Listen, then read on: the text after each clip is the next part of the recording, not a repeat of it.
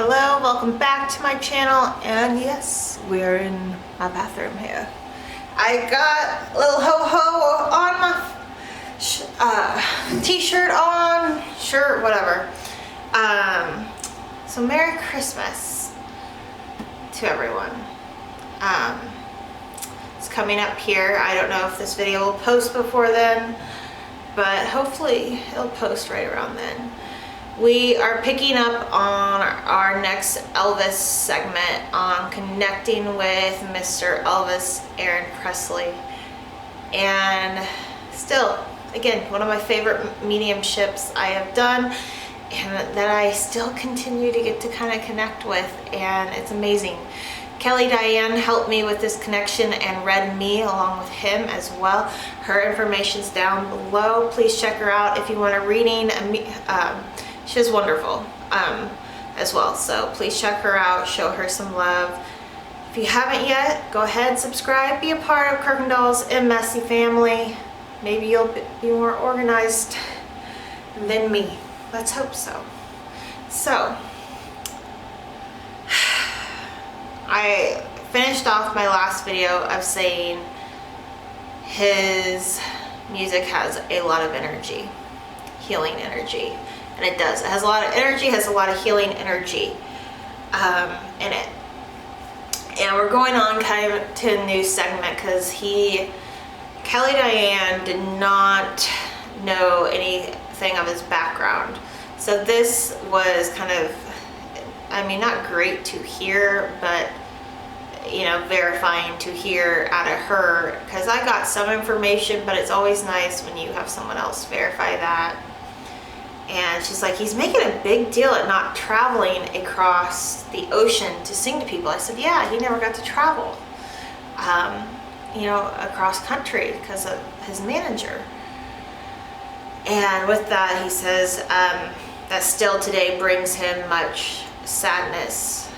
And I kind of asked Elvis, I was like, but man, you sold records over there. I mean, they know you, and you know, his wife was over there doing a big Elvis concert, and I think she rarely has done it in the States yet. And you know what? I see why. Good for you, Miss Priscilla Presley. And again, his energy here was really low, very sad to connect with. When I asked about Priscilla, his heart just opened up. And what was interesting is that Kelly could feel that. And I said, okay. I said, you know, that she does so much, and that was his true love, was Miss Priscilla Presley. And then he kind of goes back into dealing with so much loss in his life, and he even goes on to say that, hey, I had difficulty and had a mental illness. And I didn't ask what, because all this information relaying on you in these 3 to 4 videos was all within an hour of just piles and piles of information. So you just kind of sit back and you do your hands together and you're like, all right, I got this, let's go. And I never got to talk to the man. I kind of was dumbfounded. I really was. I was dumbfounded. So he said that he had a mental illness, and you know, after looking back at his life and even connecting with him now, his energy and that makes sense. And he connects with people who have mental illness and has healing abilities through his music. And you know, he lost his mother at a very young age. And with that, you know, there was no star like him before there was him. There was no one, he couldn't go out to eat, couldn't go to, you know, restaurants like a normal person, couldn't hardly shop for a car, couldn't go to movies, amusement parks. I mean, you know, they're like, oh, we rented him out. Well, of course, because everyone, you know, would he ever get on the ride? But during this reading, I just kept saying, I was like, you know, what an impact he has made and stuff, because he was kind of a sadder soul to read. what was interesting, and I asked even Diane later, I said, you felt that? Yeah. He was very uncomfortable with all this recognition. And he was. He goes, I'm very, and I just found that very interesting. And she found it interesting as well. And I said, why? You know, I get that you're spirit and you don't, you know, take ego into play. I get it. Okay? You working in the higher power. I get it. I follow. So why are you so uncomfortable with all the recognition? I said, I don't believe anyone has done what you have done. And here's what he says, because it was all God. I was just a channel. I won't take the credit. Right there, he was all God. It was all God. He's not going to take the credit. That right there, it sends me even chills right now. It does. And we are vessels of energy. I am. You are watching this. Whether you believe it or not, you'll find out when you cross over to the other side. I'm just not going to explain or say anymore. And we moved on from that because, again, this all happened very fast. And, you know, I asked about his music, you know, what was his favorite music, or what did he like? And he goes on, and he is a talker, which I will say, whoever connects with him, if you've ever connected with him, leave a comment down below and let me know how it was. And if you do want to connect with him, again, Kelly Diane, check her out. I actually want to know why, what you would want to ask or know, because I find that fascinating. But he said some of older music he isn't proud. Some of the older music is one of his favorites. He isn't proud of some of his last stuff he did. And I was like, okay, all right. He felt like some of it wasn't him. It wasn't authenticated. And I was like, okay, all right, I get that.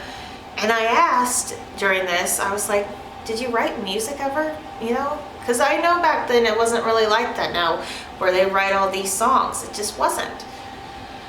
And he wrote music about his wife and for his wife, and that is his favorite work.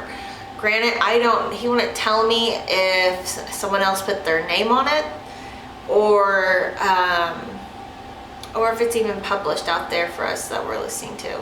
And maybe it is. Maybe we're listening to an authentic Elvis Presley song singing to us, because if you follow some of his music, it goes along with his life and even divorce and his troubles that he went through.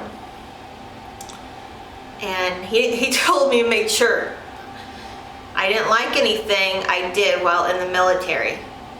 Didn't feel authentic to him. And here is what I really want to touch upon, and that is a lot.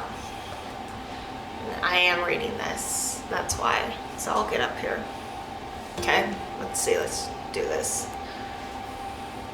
I was doing some things for money, and looking back, that was some of my darkest times. I went back and read this, you know, and of course, you know, who doesn't need money? He made millions of dollars before, you know, and made a name for himself. But, you know, maybe he did need the money because he spent it like wildfire, you know, and those were his darkest times, doing things just for money. And that right there is a big lesson even to me, that, you know, sometimes you don't need to take that job that just makes the money. You need to stay, if you can, stay at home with those kids that make you happy, or something else. Like I have my cats, and instead of working a full-time job, I got a part-time job. I have problems working full-time. But that was his darkest times, looking back. I was doing some things for money, and looking back, that was some of my darkest times.